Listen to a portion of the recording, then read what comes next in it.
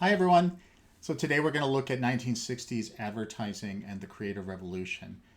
There's also a Mad Men episode that you're to watch, and I can give you more instructions about that with the email. It's on the syllabus as well. But I think we'll talk about that the next time we meet after reading week. So for this Tuesday session, it'll primarily focus on the material that I'm giving you today. Okay, so we're looking at the 1960s advertising, and the first thing to do, though, is to give it some context. And this is largely context that is provided by Thomas Frank. One of the readings for this week, he provides some of this context in another part of the book. But essentially, I can kind of go over some of the key aspects for it now. So he's interested in the counterculture, the youth counterculture, which typically is something that happened in the latter part of the 1960s and early 1970s. It's effectively where young people develop opposition to mainstream society in various ways in terms of the conventional, strict moral codes and the like, and they sort of throw it off. And the youth counterculture can be seen with more liberalized attitudes towards sexuality, towards recreational drug use, and different ideas about what youth should have, different ideas about the power of youth in society. So the conventional view is what actually Thomas Frank and myself argue against. And the conventional view is that prior to the youth counterculture in the late 60s, you have this traditional, staid, hierarchical, monolithic business world, right? The late 50s and early 60s. It's primarily homogeneous. It's primarily what we talked about before in terms of the heavily sort of bureaucratized ways that large corporations operate, and that these companies, as they get into the 60s, start to see the creative kind of cultural revolution that's happening with respect to the youth counterculture, and they effectively look to try and co-opt it. They are trying basically to harness some of the changing opinions among youth. They're trying to sort of tap into that for the purposes of selling goods and the rest. And that's a form of co-optation. So, and increasingly, aspects of the counterculture would become more mainstream as you get into the 70s. And so there's the sense here is that business would be trying to sort of tap into that. That's an argument that is flawed in a few ways, and I think you'll see what we're getting at here. The argument that Frank presents is that even before the youth counterculture of the late 1960s, there's a kind of mounting or budding insurgency within capitalism itself, within mainstream business culture. And in fact, this starts in the late 50s and early 60s. It actually predates or comes before the youth counterculture of the hippies and yippies and that sort of thing in the late 60s and early 70s. And what you see here is that effectively the business leaders, more of them, were starting to realize that there was something wrong with these large homogeneous corporations as the kind of basis for engaging in capitalism or profit making in the commercial economy. And so they began to look at ways that they could try and liberate, to a certain degree, the operations of these corporations. And effectively, what would happen is in the realm of advertising, this manifests itself in the Creative Revolution in the 1960s. We'll talk about that in far more detail in the lecture. But we also want to look at ways in which the idea of businesses no longer thinking of themselves as hierarchical, structured, and the rest, and the counterculture, ideas around the counterculture and how they might actually help the way businesses operate. And in the context of the Creative Revolution, the relevance today, I mean, in terms of advertising, you'll see that a lot of advertising today is not about promoting conformity. It's about promoting forms of individualism, being distinct, being original, even your sense of your creative self. You could One of the things we'll also see is the idea of the A key figure today would be a kind of hip consumer, a savvy consumer, even a rebel consumer, and that will come out of the things we're talking about today with respect to the creative revolution. And the idea that people are wise to the game of consumerism, that they are wise to the game of advertising manipulation, and that in some respects, when you advertise to them, you have to take that into account, and you have to sort of pay homage to their savviness. You have to recognize it. Okay, so let's look at this early revolt, managerial revolt within business culture, starting in the late 50s and early 60s. And a key example of this was a very influential book published by Douglas McGregor, The Human Side of Enterprise, in 1960. And one of the key points he makes is that he wanted business leaders to draw a distinction between what would be a Theory X firm and a Theory Y firm. And Theory X firms were the traditional corporate form. So these were companies that had lots of kind of hierarchical layers in it. And so to get from the entry-level employee to the CEO at the top, there might be 15 different stages involved. So lots of hierarchy, lots of organization, sort of more stricter supervision of the workplace, probably a greater sense that punishment might be a better form of incentivizing workers as opposed to rewarding them. And this is a kind of corporation that would have lots of organizational kind of boxes. If you look at an organizational chart, you would see lots of different boxes in terms of where people fit in. And generally speaking, you just fit into your box. You didn't really do things outside of your box on that organizational chart. So the thinking here on the part of McGregor is that these kind of companies are actually counterproductive. At one time, they may have made sense in terms of initially organizing large corporations, but effectively they become really problematic, and largely for the reason of stifling creativity and innovation amongst the employees. Effectively, they were seen as sort of less competitive. The employees were less innovative, as I said, less capable of problem solving. And it made these companies, not only less competitive, but ultimately less profitable. Now, McGregor contrasts the Theory X firm with the Theory Y firm. And there weren't that many Theory Y type firms around in the early 60s, or late 50s, early 60s. But he argued that this should be the model for how corporations should fashion themselves or design themselves. So, on the one hand, it meant you wanted a flatter organization, hierarchical structure, right? Instead of having 15 steps between entry-level employee and the CEO, you really should maybe organize into 5 or 6, right? And so you're less hierarchical, and you sort of flatten that organizational chart in that sense. You wanted to, in part you do that because you want to tap into people's ingenuity, their creativity. You don't want them to think that there's somehow a little box at the bottom left-hand corner of an organizational chart forever, shall they wait before they can move up to the near top. You want to actually give a sense that they're kind of able to connect more with people outside their own box. So you free people up in these organizational charts. And by doing that, you unleash their individuality, their creativity, even their spontaneity, their problem solving and the rest. And when you do that, not only does the sort of workplace become a better place to work, people actually enjoy their time there more, but people become more inventive, more problem-solving oriented. They become more capable in those respects. And because of that, the firm works better. And the firm ultimately, a firm that works better oftentimes is a firm that becomes more profitable. And so the thinking is that Theory Y firms actually have a better chance of becoming profitable than Theory X firms. And so there were other types of books that were coming out along these lines in the early 60s and 70s. One example was a wonderful title from Robert Townsend called Up the Organization, How to Stop the Corporation from Stifling People and Strangling Profits.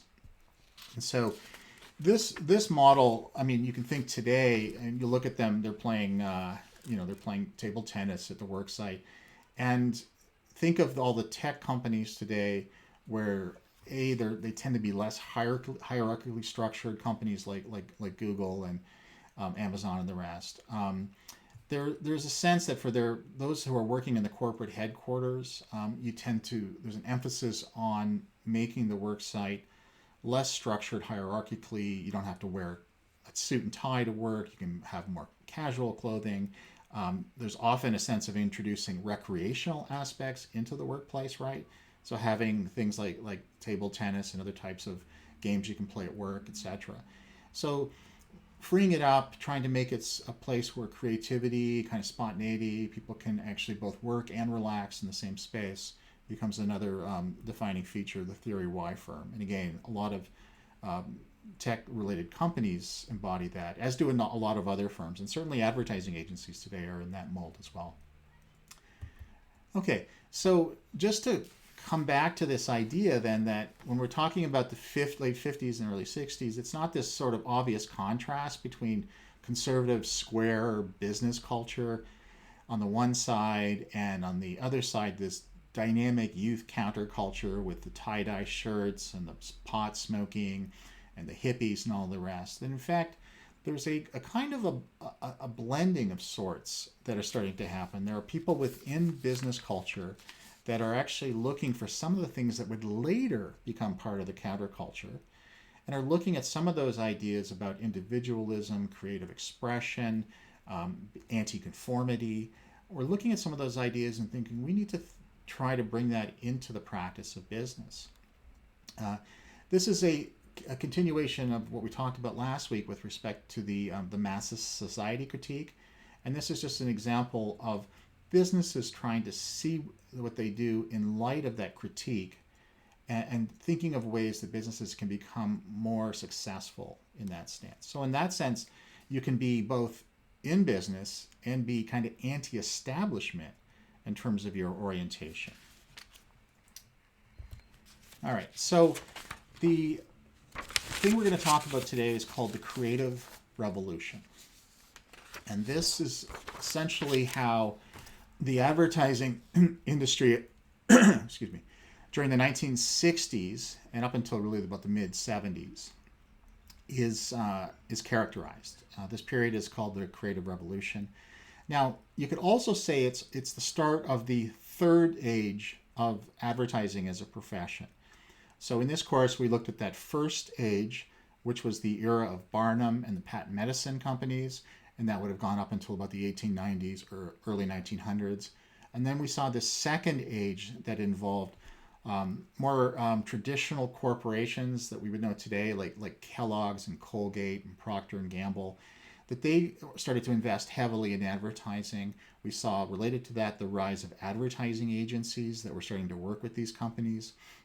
And then we also saw the use of market research and social science to try and understand what type of advertising would work best. And that became a kind of dominant vein of this second age until the late 50s, early 60s, until this third age, the Creative Revolution.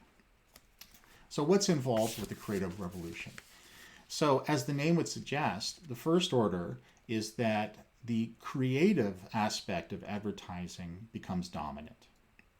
So this is a thinking that the people that matter most in the agency are in fact those who create the ads. These are the copywriters, the art directors, and others that are involved in coming up with the ideas for campaigns and executing those campaigns.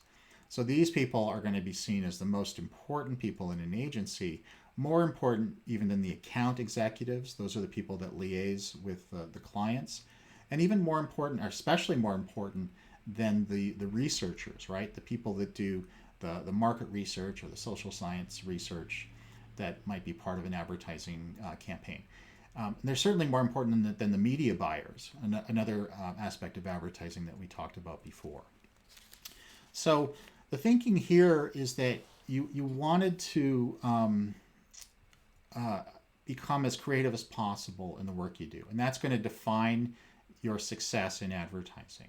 So the conventional view here is that you don't want rule books.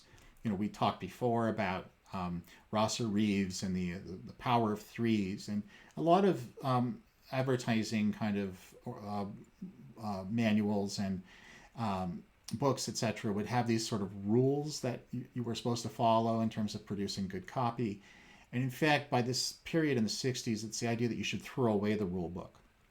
As one agency leader said, the first rule for copywriters is to be suspicious of rules. Rules have a way of turning into ruts, right?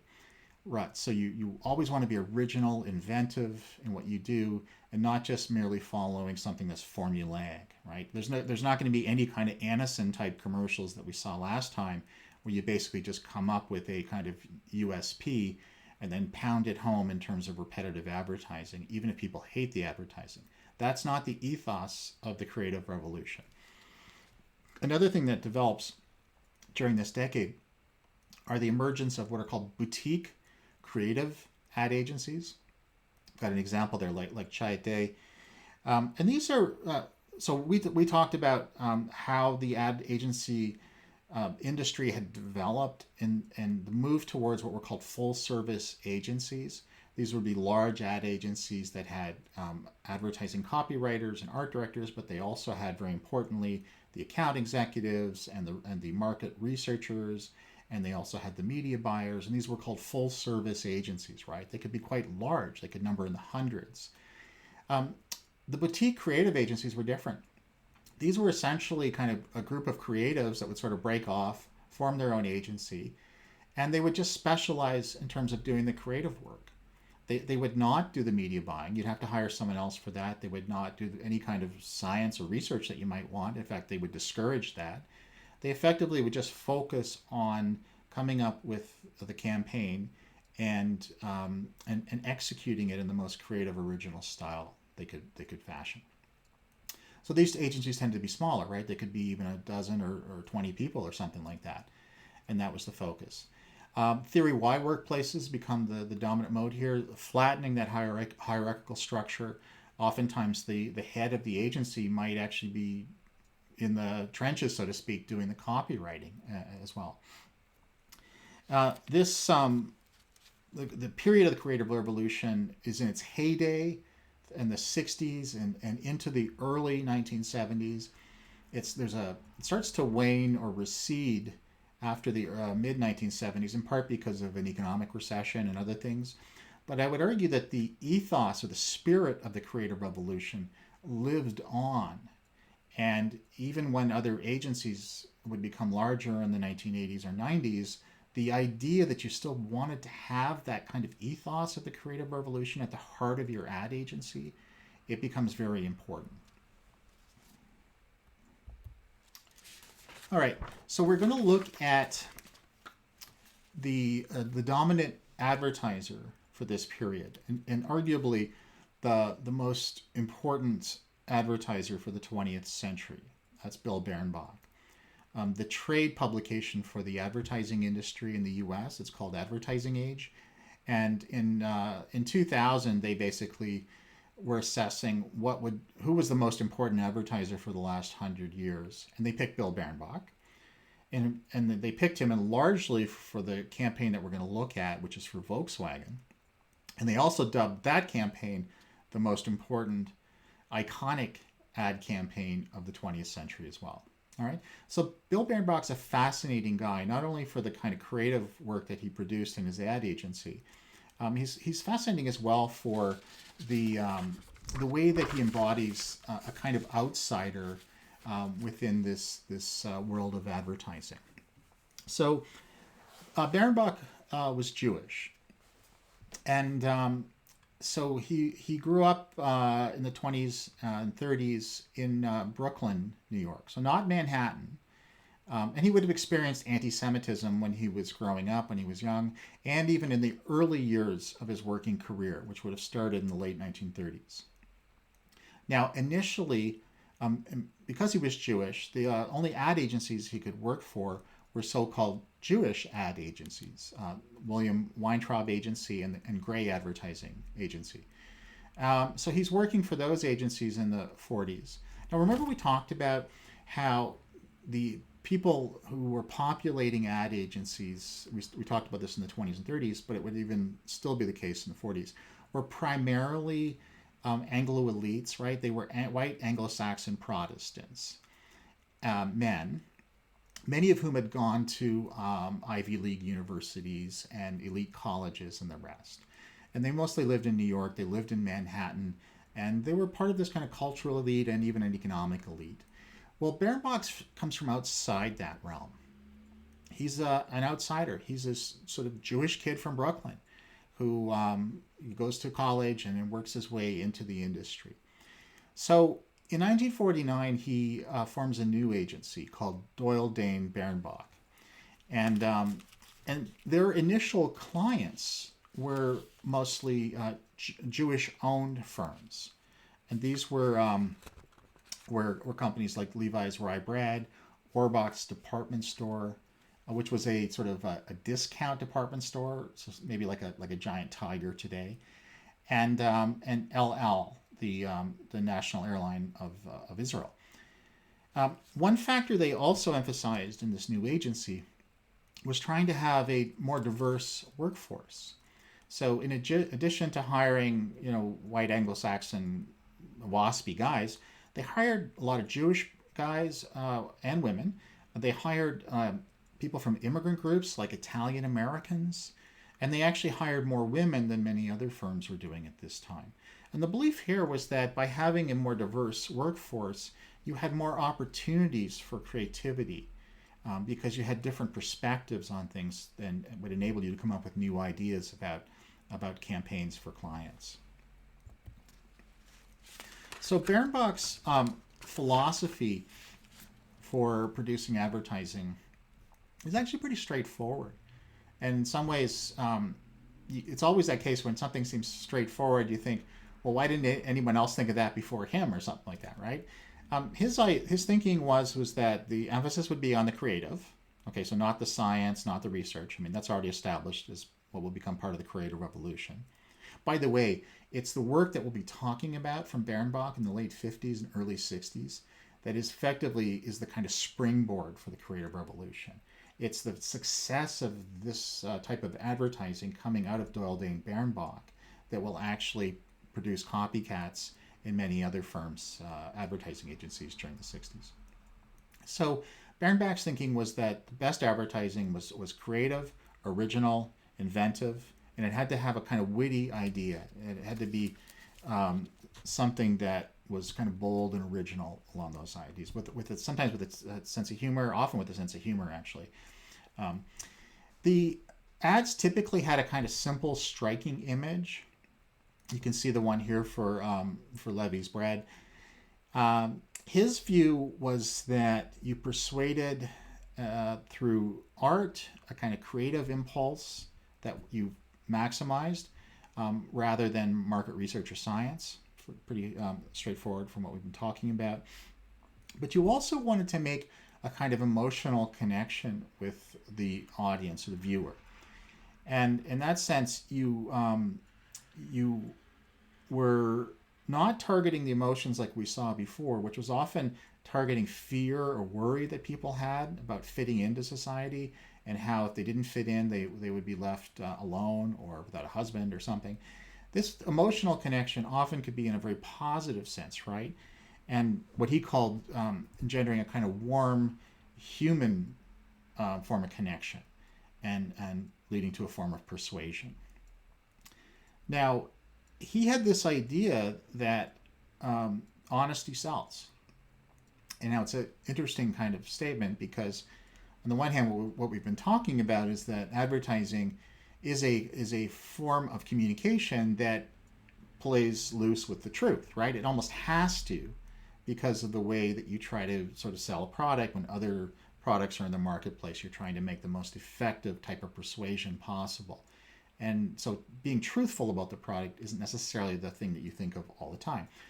Now, Bernbach had a view that what he was doing was truthful, certainly more truthful than what others were doing in advertising.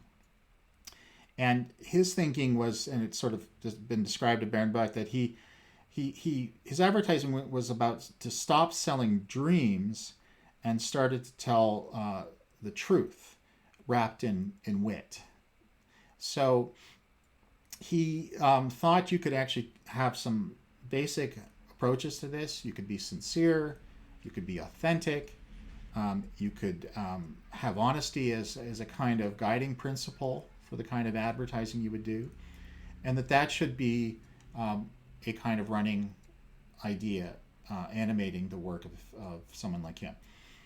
The other thing, and just on that line, in terms of like his sort of simple approach to being an honest and sort of truthful character, I mean, Bernbach still lived in Brooklyn even while he was quite successful in advertising in the 50s and 60s. And, you know, he didn't dress up, he wasn't flashy, he wasn't showy. So he was a very modest man in terms of his actual life circumstance, but also the way he presented himself. And then the last point about independence. So Bernbach's view was that for advertisers to do inventive, creative work, they had to be independent to do that. They could not be controlled by the client, right? So the Kellogg's or the Volkswagens, or whatever the client is, the client should not be able to sort of have a lot of influence in terms of what the creative work would be. I mean, what the ideas that would come from the ad agency.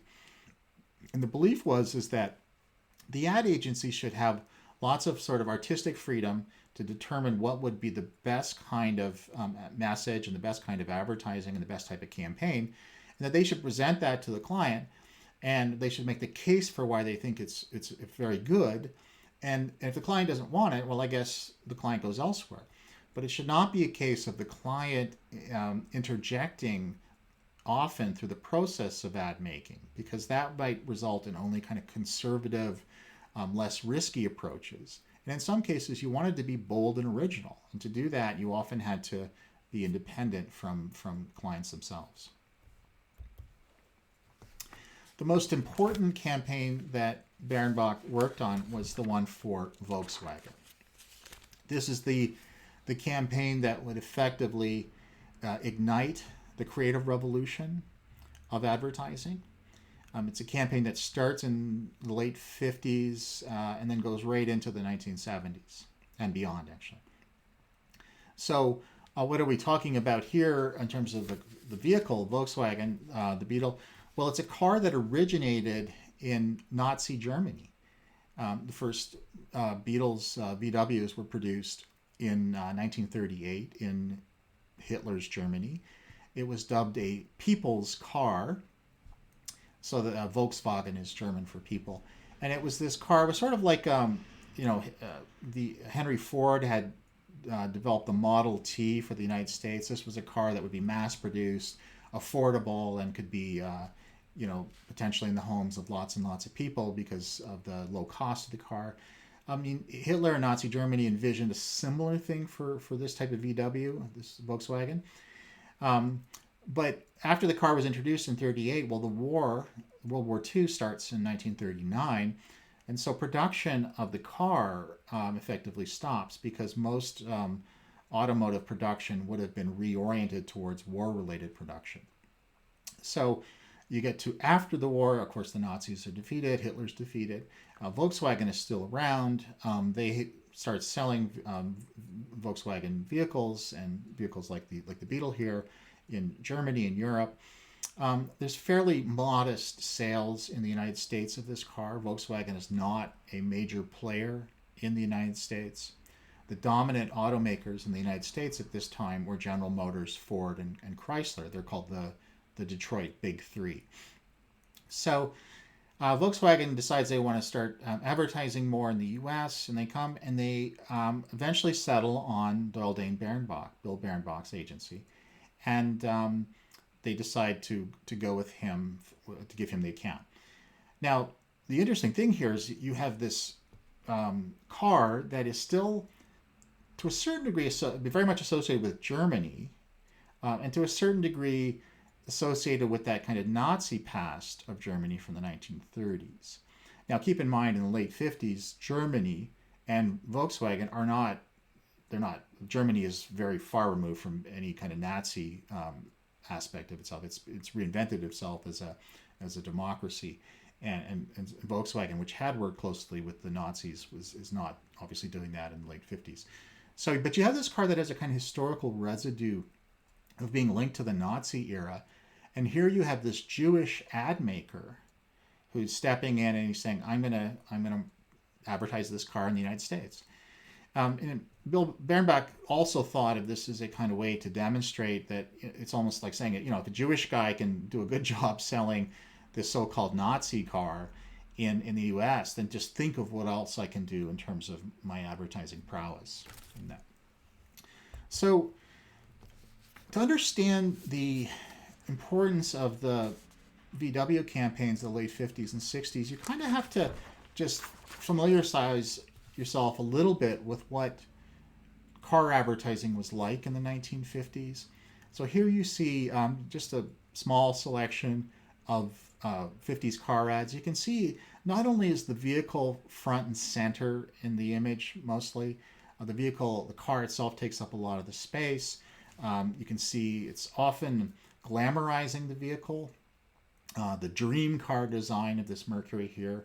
You'll see as well that it's set often in very, pleasant circumstances, depicts people in a kind of affluent way or affluent settings.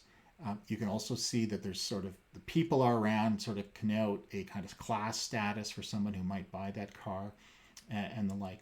So that's typically what you would see in the late 1950s if you were seeing car ads. Now here's what Bernbach introduces with VW. It's you can see here, it's a picture of the Beetle, the VW Beetle.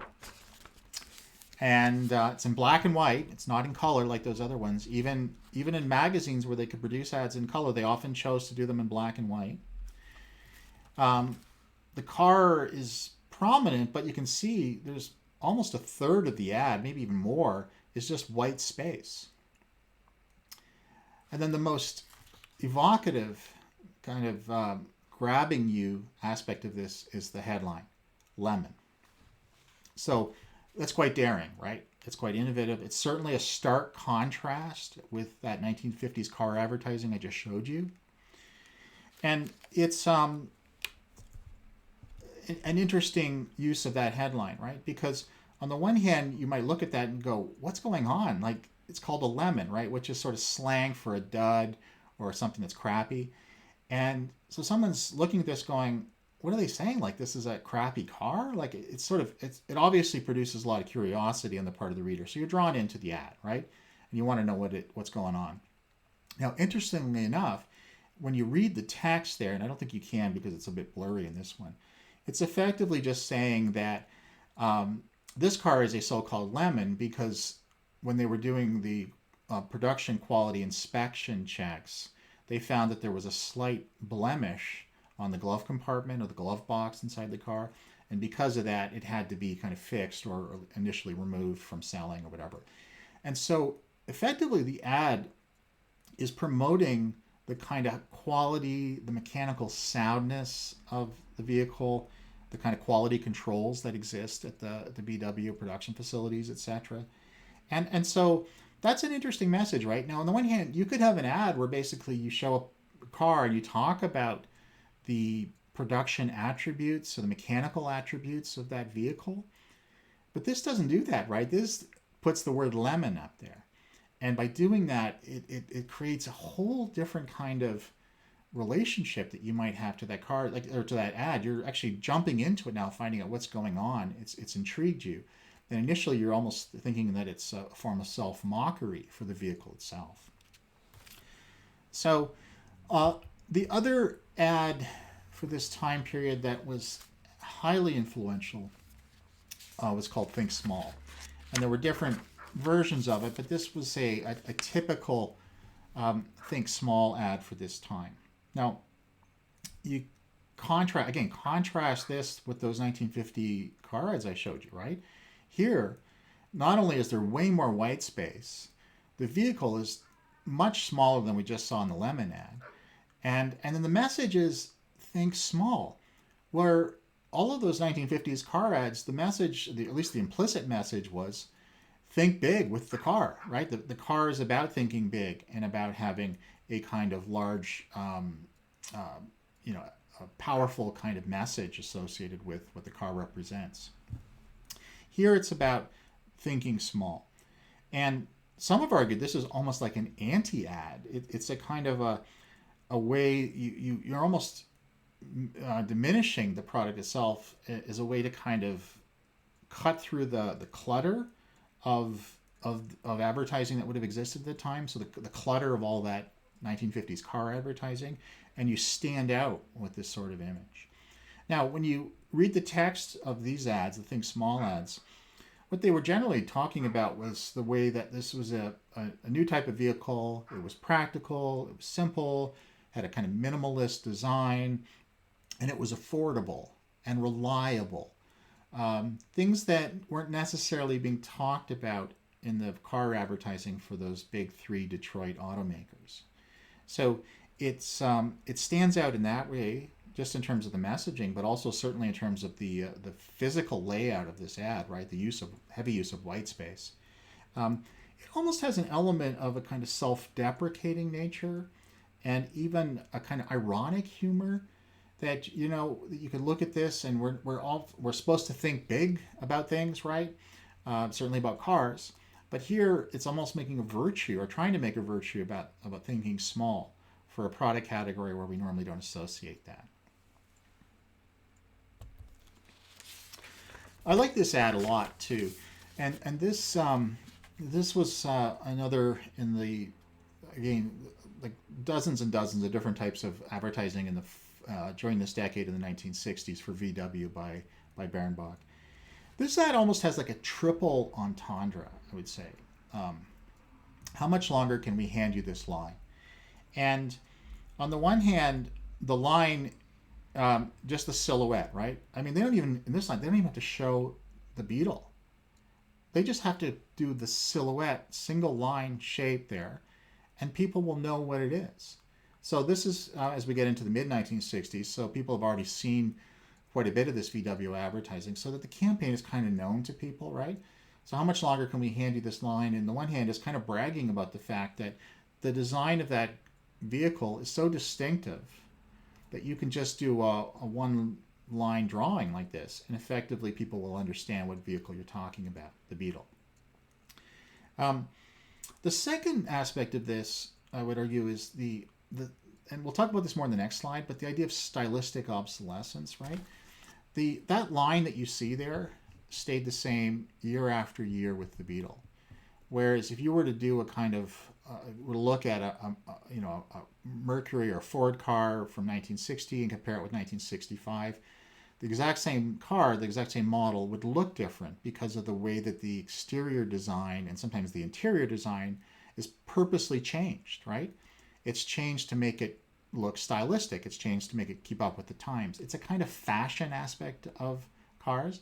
And in this case, VW is basically saying, no, the line stays the same. Like, how much longer can we hand you this line? How much longer can we keep selling you a car that doesn't change from year to year? And then the last aspect of this is the alternative meaning for how much longer can we hand you this line? How much longer can we keep feeding you this kind of stuff, right? How much longer can we keep doing this campaign with you before you guys sort of leave us or something like that? They're, in that sense, they're letting people in on the kind of the gag of advertising, or the kind of racket of advertising. And there's, sort of showing, sort of speaking to people's skepticism about advertising, right? The people who know that they've been handed a line by advertising might sort of reach out and recognize that and be sort of happy that the company recognized that they're aware of the way advertising seemingly works to try and manipulate them and the rest. So it appeals to consumer skepticism. It appeals to those who are feeling kind of savvy or hip to the manipulation of advertising, the advertising manipulation of consumers.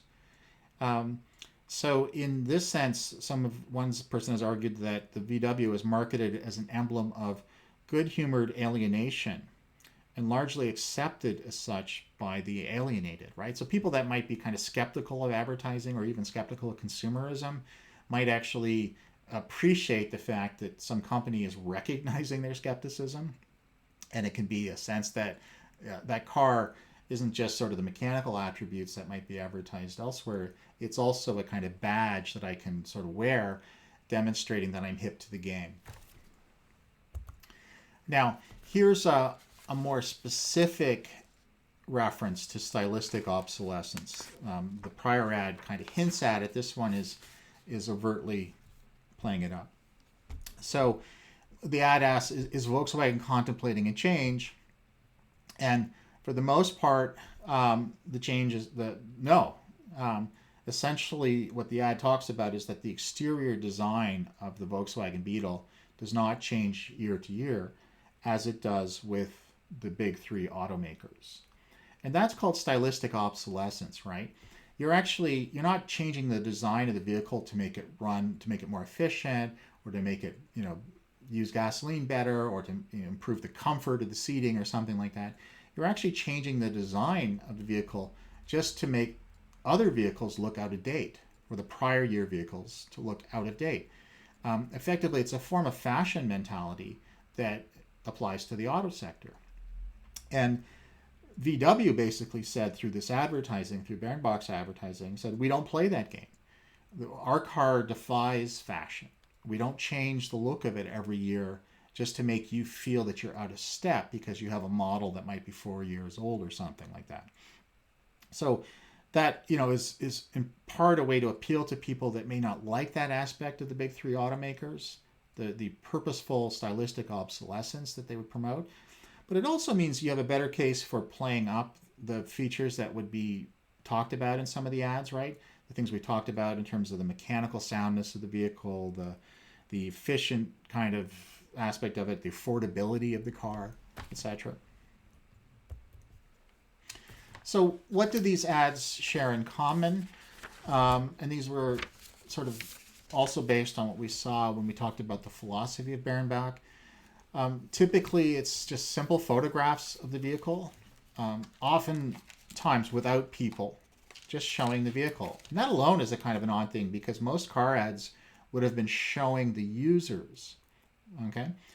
Simple photographs, often in black and white, even when they could have used color, they didn't. Again, it's a way to stand out. It's a contrast, right? If most of the other cars are in color, putting yours in black and white in your ads is actually going to have an obvious contrast. Minimal layout, right? Car in the top half, lots of white space around it, some text on the bottom, etc. But the key thing I think here is the clever headlines, right? A headline, when you read it, you go, what? What are you talking here? And you're kind of drawn into the ad through the cleverness. And finally, the view, this is partly, again, Bernbach's idea was that these ads were kind of a form of truthfulness, a kind of truth-based discourse about cars, at least the VW, and kind of claims of modesty around it, that the way that they would advertise would underpin a notion that this is a kind of that there was simplicity and craftsmanship and a low price that were available from this car, and you're conveying those facts honestly to the consumer, but not just directly reporting those facts. You're cleverly doing it, and you're using wit and humor, sometimes even satire, to do that. Now, when I say honest, like entirely truthful or honest, of course, that's obviously not the case. It's not like these ads were the same as if you read an issue of Consumer Reports or some independent source of the auto industry. I mean, the VW Beetle had a not so good sort of safety record, and there are other things that would have been problematic about the vehicle. Those, of course, are not presented as an aspect of the truthfulness or honesty of the ads. They're not included at all.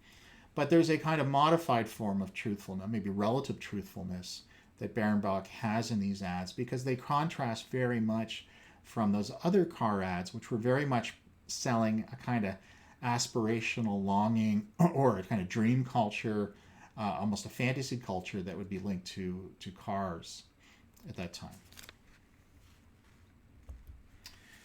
So this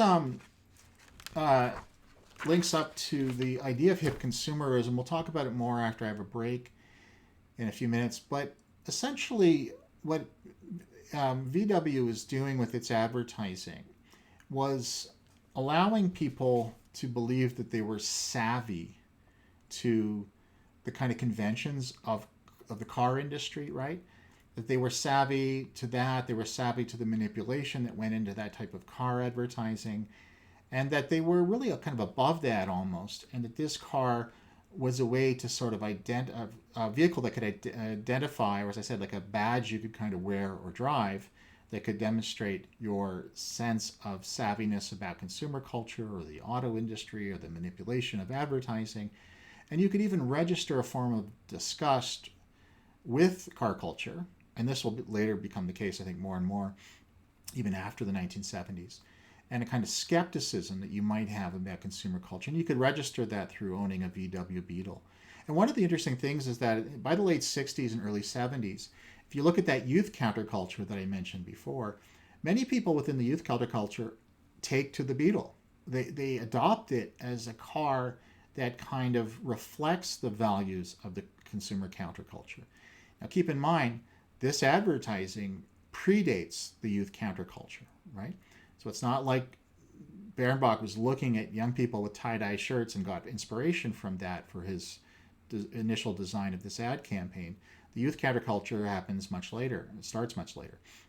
So, but the youth counterculture would adopt the Beetle as a kind, not just the Beetle, but other types of Volkswagen products as a kind of emblem of what the youth counterculture represented.